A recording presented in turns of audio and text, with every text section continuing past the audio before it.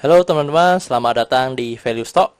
Hari ini saya akan membahas analisa fundamental Pakuwon Jati atau Pewon kuartal ketiga tahun 2020. Oke teman-teman, ini pertama-tama disclaimer-nya merupakan sharing analisa fundamental, bukan ajakan beli, jual, atau hold suatu saham, dan keputusan investasi ada di tangan teman-teman selaku investor.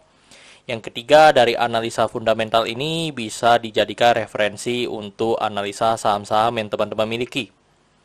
Oke, teman-teman, pertama-tama kita masuk ke bisnis modelnya. Jadi, bisnis model dari Pakuwon Jati ini adalah dia bergerak di bidang usaha properti. Jadi, properti yang dihasilkan adalah berupa mall, perkantoran, hotel, real estate, kondominium, ya, apartemen. Habis itu sama dia merupakan perintis superblok ya teman-teman. Terus untuk sumber income-nya dari penjualan atau sewa properti. Untuk segmen usaha atau marketnya ada di Indonesia. Dan setelah saya baca itu memang rata-rata di Surabaya, Jakarta, sama Bekasi ya teman-teman. Terus untuk kasus hukumnya saat saya googling saya menemukan adanya kasus hukum berupa kasus lahan. Dan tetapi teman-teman saya tidak tahu detail teknisnya ya karena saya tidak expert di bidangnya, tetapi saya hanya googling dan saya memberitahukan kepada teman-teman bahwa memang Pakuwon Jati ini sedang mengalami kasus hukum lahan ya teman-teman.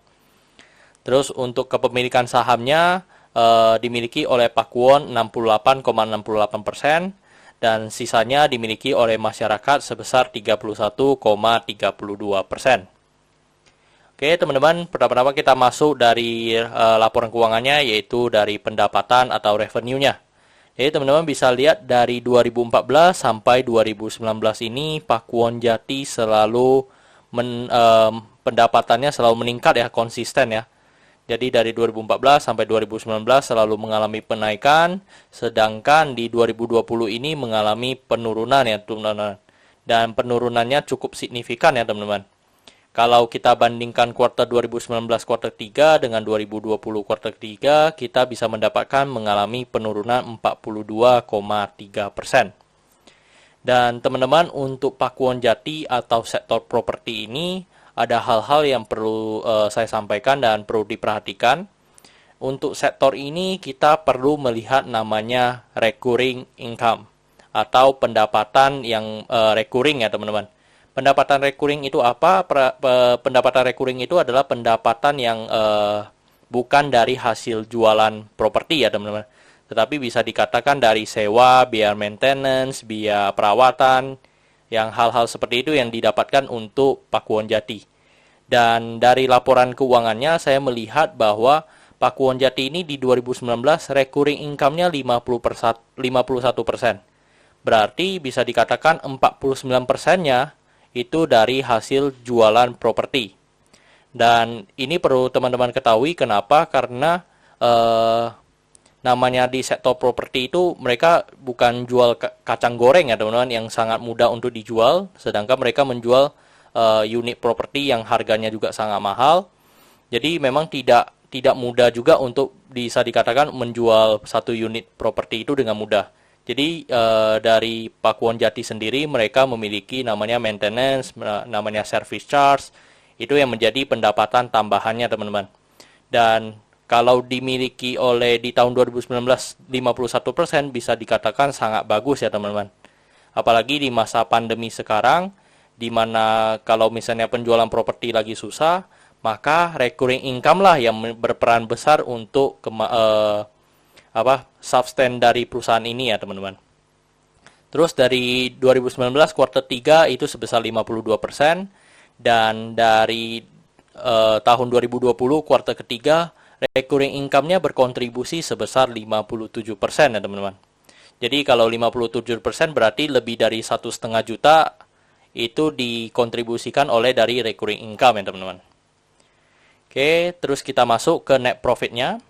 Untuk net profit-nya di tahun 2019 kuartal 3 sebesar 2,2 juta, sedangkan di 2020 kuartal 3 sebesar 600.000 ya teman-teman. Jadi mengalami penurunan 72,7%.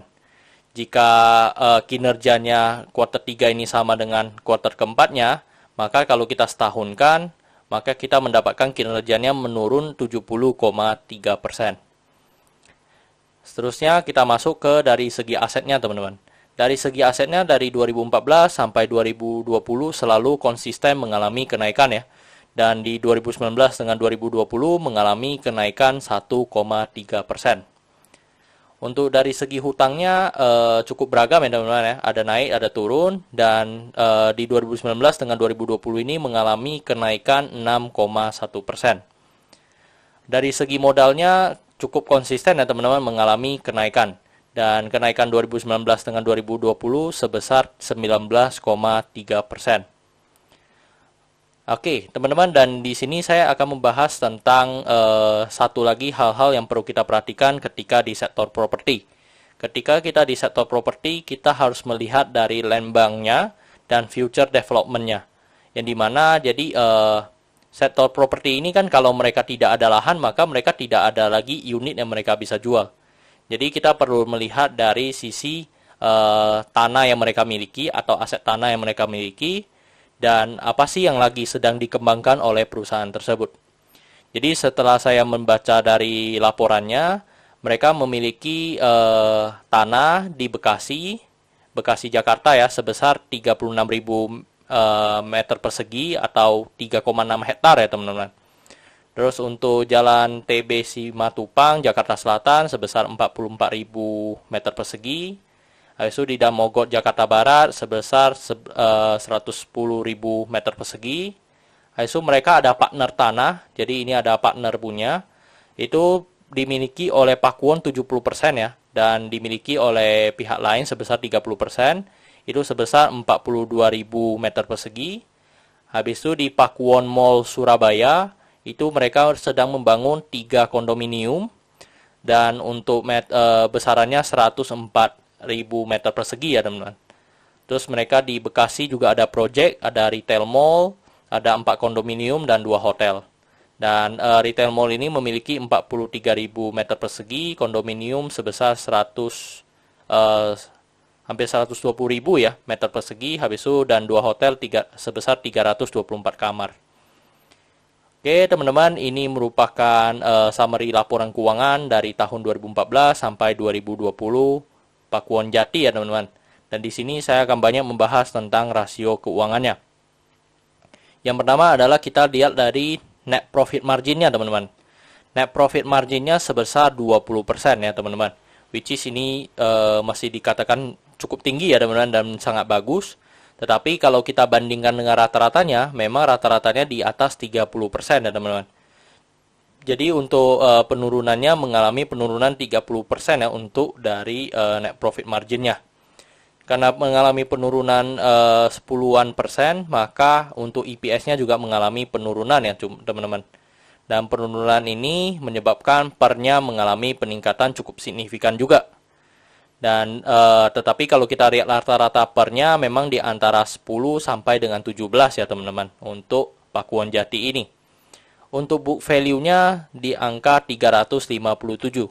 Dan saat saya membuat video ini, untuk harga saham Pakuwon Jati ini berada di 456, maka PBV-nya 1,28 ya teman-teman. Dan untuk DER-nya di 0,51 ya teman-teman. Jadi masih sangat bagus untuk di sektor properti ya teman-teman, yang dimana mereka punya hutang masih di bawah 1. Berarti ini perusahaan juga sangat peduli ya dengan dari likuiditas dari perusahaan ya teman-teman. Terus untuk ROE-nya sebesar 4,66%. Kalau kita lihat rata-ratanya itu sebesar 14 sampai dengan 18% ya teman-teman. Terus untuk ROA-nya berada di 3,08% ya teman-teman. Dan teman-teman, ini saat video ini dibuat harganya di angka 456. Dan dengan analisa fundamental dan saya mendapatkan nilai intrinsiknya sebesar 405 teman-teman. Jadi untuk margin of safety-nya minus 11,2%. Oke teman-teman, ini adalah kesimpulannya. Yang pertama adalah dari produk dan jasa. Produk dan jasanya saya berikan status oke karena saya melihat perusahaan properti ini perusahaan yang tidak ada matinya ya teman-teman. yang dimana selama kita hidup, kita pasti membutuhkan properti. Untuk GCG-nya saya berikan status oke, walaupun sebenarnya mereka sedang mengalami kasus lahan ya teman-teman. Tetapi kembali lagi saya tidak expert di bidangnya, jadi untuk hal GCG saya tidak include ya terkait masalah kasus hukumnya. Tapi saya memberikan status oke karena satu, Pakuwon Jati ini merupakan pemegang saham mayoritas. Kedua adalah dari net profit marginnya, yang dimana mereka bisa mencetak net profit margin di atas 20%. Yang ketiga, saya berikan status oke karena recurring income-nya yang sangat tinggi ya teman-teman, di atas dari 50%. Untuk revenue, saya berikan status oke karena saya melihat walaupun mengalami penurunan ya, tetapi penurunannya masih sangat wajar di masa pandemi seperti ini. Untuk net profitnya saya berikan status no karena mengalami penurunan di atas 50% ya teman-teman. Untuk asetnya saya berikan status oke karena mengalami peningkatan. Untuk liability-nya saya berikan status oke karena DER-nya masih di bawah 1. Apalagi ini di sektor properti ya teman-teman. Jadi kalau DER di bawah 1 akan sangat bagus teman-teman. Untuk book value-nya saya berikan status no karena harga sekarang dijual di atas harga book value-nya. Untuk sektor ini saya berikan status oke karena mereka masih memiliki lahan ya teman-teman. Terus mereka juga sedang lagi masa pembangunan untuk project mereka ke depannya ya teman-teman. Jadi saya berikan status oke. Untuk ROE-nya saya berikan status no karena untuk ROE sekarang di bawah dari 9% atau 2 kali bunga deposito yang saya anut. Tetapi teman-teman, jika teman-teman lihat dari tahun-tahun sebelumnya, dan ini pengecualian khusus ya teman-teman, karena di masa pandemi ini maka mereka mencetak ROE di bawah 9% ya teman-teman.